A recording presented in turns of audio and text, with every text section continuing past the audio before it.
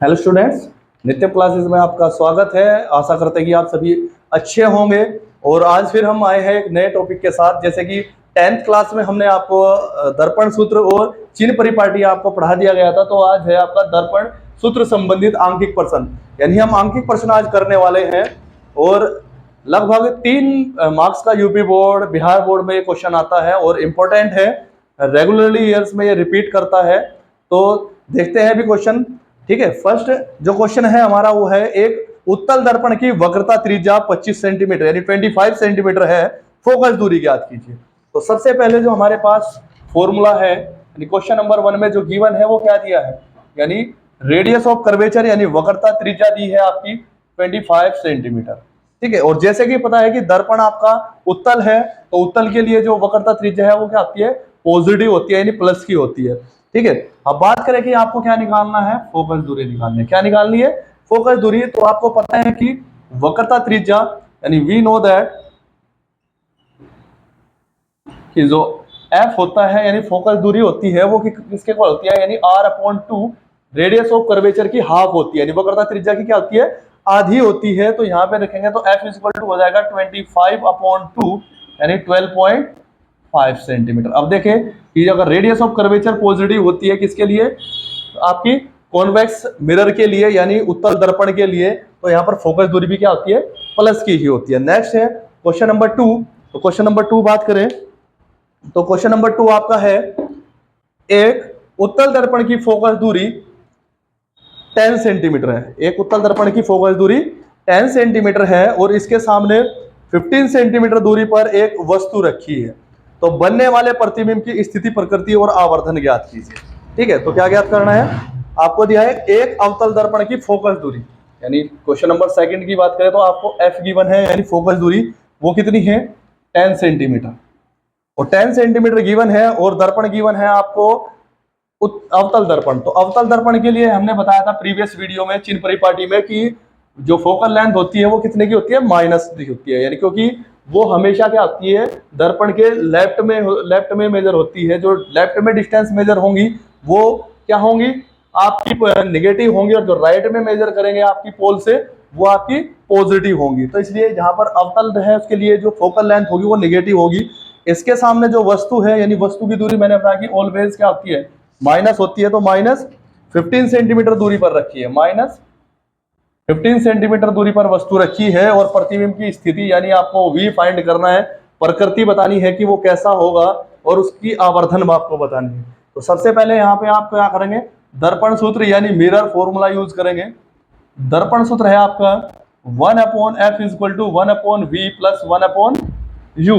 तो यहाँ पे आपको v की वैल्यू फाइंड करनी है, तो हम क्या करेंगे, दूसरे को सभी को एक साइड रख लेंगे। तो 1/v की जो वैल्यू हो जाएगी वो होगी 1/f माइनस 1/u। अब वैल्यू पुट करते हैं, 1/v इक्वल टू हो जाएगा आपका, f की वैल्यू है -10 और माइनस एज इट इज, तो u की वैल्यू है -15। ठीक है, तो यहाँ से दोबारा लिख सकते हैं इसको। अगर हम -1 से मल्टीप्लाई करें तो ये माइनस कहाँ है आपका, जो चला जाएगा माइनस अंश के पास चला जाएगा, यानी -1/10 और माइनस माइनस आपका हो जाएगा प्लस 1/15। ठीक है, अब यहाँ से अगर हम एलसीएम लें तो एलसीएम लेकर कितना मिलता है, यानी 10 और 15 का जो एलसीएम होगा, 10 और 15 का जो एलसीएम होगा, तो 2 5 10 15 और 3 5 15 और 5 1 5, तो 2 3 6 5 30, जो एलसीएम होगा वो कितना होगा, 30। तो 10 3 30 और 3 की मल्टीप्लाई 1 में करेंगे तो 3 1 3 और प्लस 15 2 30 और 1 की मल्टीप्लाई 2 में करेंगे तो आपका 2 आएगा। ठीक है, तो 1/v जो हो जाएगा आपका -3 और प्लस 2 यानी -1/30, और सिमिलरली क्रॉस मल्टीप्लाई करेंगे तो यहाँ से v हो जाएगा आपका 30 सेंटीमीटर। ठीक है, यानी जो स्थिति होगी वो क्या होगी आपकी, दर्पण के यानी वस्तु की साइड ही जिधर वस्तु रखी है उधर ही कितनी होगी, 30 सेंटीमीटर दूरी पे होगी। अब बात करें कि आवर्धन, यानी आवर्धन अगर हमें निकालना है तो आवर्धन कितना होगा, आवर्धन m इक्वल टू किसके हो जाएगा, यानी हमें क्या निकालनी है, आवर्धन निकालनी है। क्या निकालनी है, आवर्धन निकालनी है। तो आवर्धन m इक्वल टू जो फॉर्मूला होता है -v/u। आवर्धन का फॉर्मूला जो दर्पण है, दर्पण के लिए होता है -v/u माइनस v की जो वैल्यू है वो -30 है और u की जो वैल्यू है वो -15 है।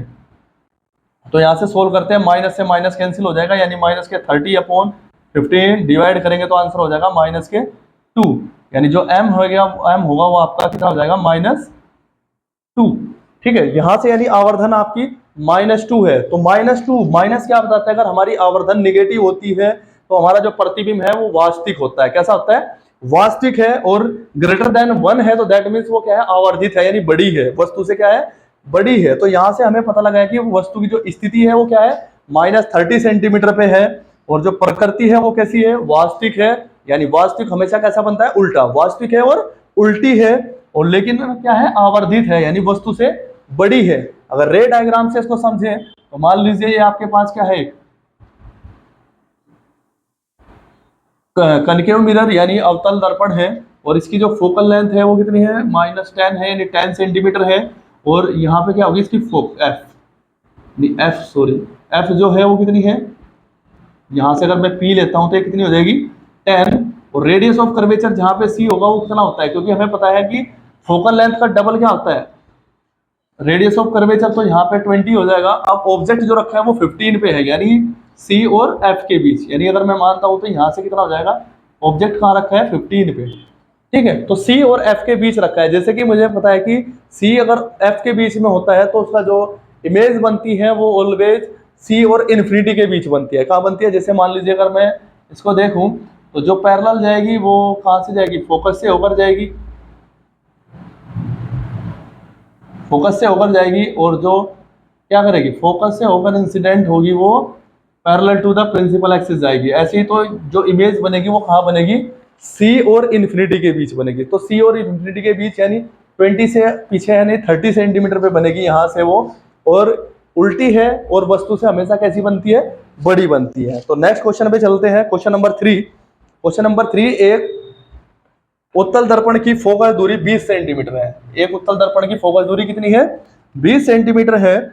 इस दर्पण से 25 सेंटीमीटर दूरी पर रखी, इस दर्पण से 25 सेंटीमीटर दूरी पर रखी वस्तु की प्रतिबिंब की स्थिति बतानी है। इसकी दूरी पर रखे प्रतिबिंब की, यानी वस्तु 25 सेंटीमीटर दूरी पर रखी है तो स्थिति आपको ज्ञात करनी है। तो फर्स्टली गिवन क्या है, फोकल लेंथ है 20 सेंटीमीटर, क्योंकि जो दर्पण है आपका उत्तल है इसलिए प्लस हो जाएगी। और जो वस्तु की दूरी है यू वो हो जाएगी -25 सेंटीमीटर की। जैसे कि आपको बताया गया कि वस्तु की दूरी ऑलवेज क्या होती है, निगेटिव होती है। तो यहाँ पे भी दर्पण फॉर्मूला अप्लाई होगा, यानी v आपको निकालना है प्रतिबिंब की स्थिति।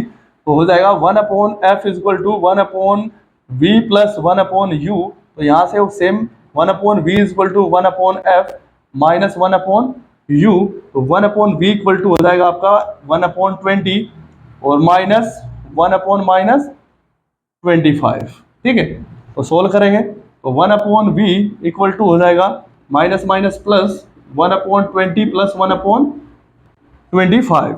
ठीक है, तो सिमिलरली एलसीएम लेंगे दो का, 20 का और 25 का, तो वी गेट 100।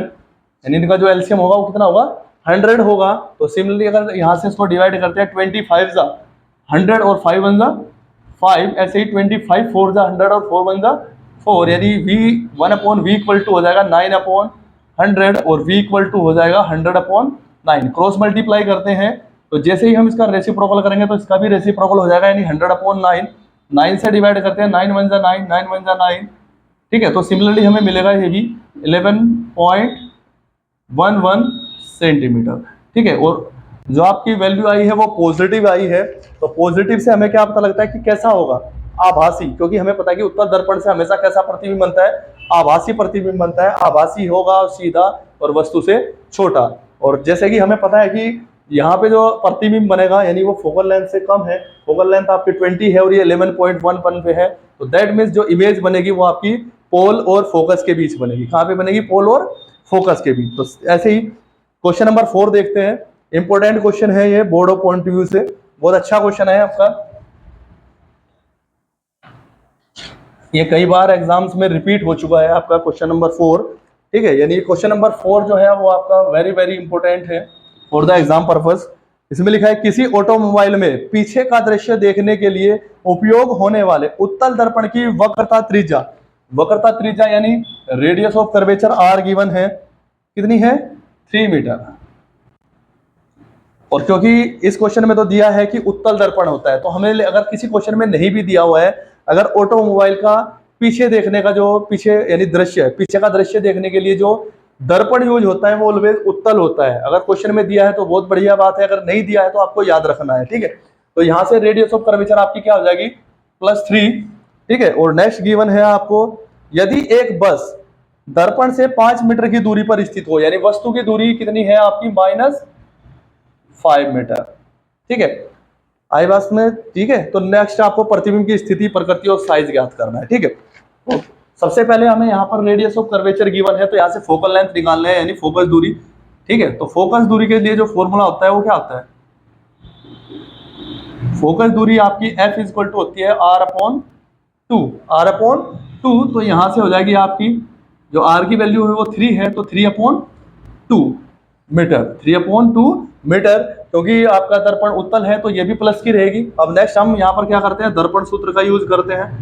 तो दर्पण सूत्र, ठीक है, तो हो जाएगा आपका 1/F equal to 1/V plus 1/U, और 1/V इक्वल टू हो जाएगा 1/F minus 1/U। 1/V similar आएगा, F की वैल्यू 3/2 यानी 1/3/2, ठीक है। और यहाँ से जो वैल्यू होगी -1/U की वैल्यू है 5, ठीक है। और 2 ऊपर चला जाएगा यानी 1/-5, सॉरी 1/V इक्वल टू हो जाएगा 2/3 माइनस माइनस प्लस 1/5।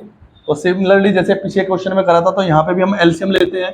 तो 1/V इक्वल टू हो जाएगा एलसीएम आपका 15, ठीक है। 3 5 जा 15 और 5 2 जा 10 और प्लस 3 1 जा 3। तो यहाँ से हो जाएगा 1/V इक्वल टू 13/15, और यह कह सकते हैं कि V इक्वल टू हो जाएगा 15/13। डिवाइड करते हैं, 13 1 जा 13, ठीक है, 13 1 जा 13। तो यहाँ से 0.2 बचता है तो 20 हो जाएगा, तो 13 1 जा 13। तो यहाँ से फिर 7 बचता है यानी 70 हो जाएगा, और 13 5 जा 65 यानी 1.15 सेंटीमीटर। और यहाँ पे भी जो वैल्यू है V की वो पॉजिटिव है, ठीक है, पॉजिटिव है। तो इसका मतलब यहाँ पे भी प्रतिबिंब आपका आभासी बनने वाला है। कैसे बनेगा, आभासी।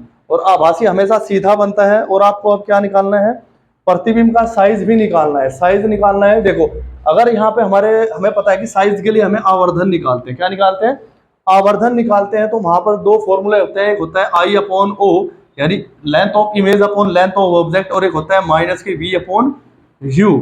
अगर आपको ऑब्जेक्ट की हाइट गिवन है तो दैट मीन्स आप इमेज की हाइट निकाल सकते हो, यानी साइज निकाल सकते हो। अदरवाइज आपको जो साइज है वो मैग्निफिकेशन की फॉर्म में निकालना पड़ेगा, ठीक है।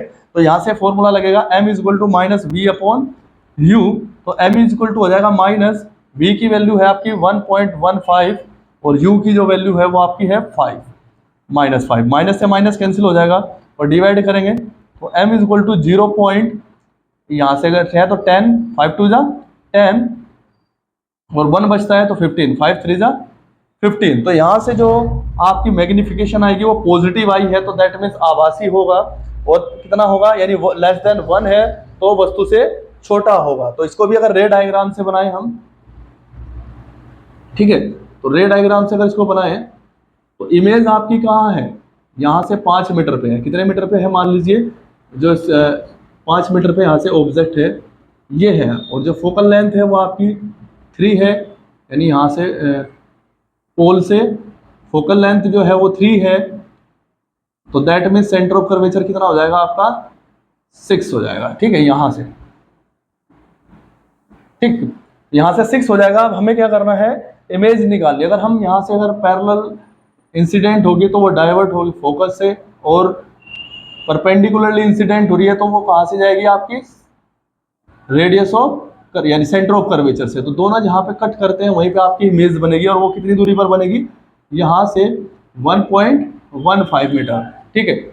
सॉरी, जैसे कि हमें यहाँ पे रेडियस ऑफ कर्वेचर दिया था 3, तो यहाँ से जो आपकी फोकल लेंथ जो 3/2 थी यानी 1.5 थी, तो इमेज जो बनेगी आपकी वो 3.2 का मतलब होता है आपका 1.5। तो 1.5 यानी 1.15 जो है वो लेस देन है 1.5 से, तो इमेज आपकी बनेगी फोकस और पोल के बीच।